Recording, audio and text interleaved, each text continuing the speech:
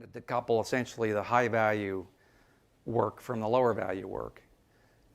And this is presenting some heartache for us, but it also has a silver lining that I think presents some interesting opportunities. I think a more useful way to think about this, and I borrow this from a brilliant white paper written by the IPA, that we're in two businesses. Our industry is in the magic business and the logic business.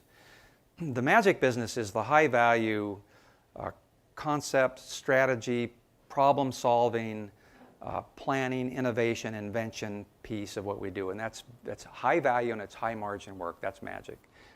We're also in the logic business, which is really important, but it's quite different. This is the activation, implementation, production, execution, coordination, placement, all of those things that have to be done really, really well, but it's a different kind of business.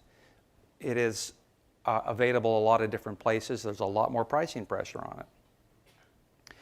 So some agencies have been very deliberate in how they address this. I spent my formative years at Ogilvy and done some work with them over the years. I was in a room with a couple of their execs in New York a couple of years ago, hearing them talk about how, at the time, they were very frustrated with how clients were increasingly just really upset about what Ogilvy charges, and this would be true for, name your multinational creative agency. This would be true for a Gray or a DDB or whoever.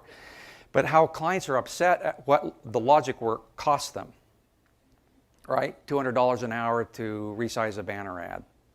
Well, that's because we're in New York, and we pay high rents and good salaries and good benefits. It's $200 an hour. Well, clients say, yeah, but it's not worth $200 an hour. And so Ogilvy had the foresight to create a unit, and I think Ogilvy is represented here at the conference, to create a unit called RedWorks, which you probably know about. If you're in the WPP world, you probably do. So RedWorks exists. RedWorks calls themselves the Beautiful Factory, where they know that their business is creating what Ogilvy, conceives of and designs. They execute in a beautiful way, in a very cost-efficient, excellent, error-free way. And then just recently, on the far end of the magic spectrum, Ogilvy creates Ogilvy Red, which is more of a pure play strategic planning unit.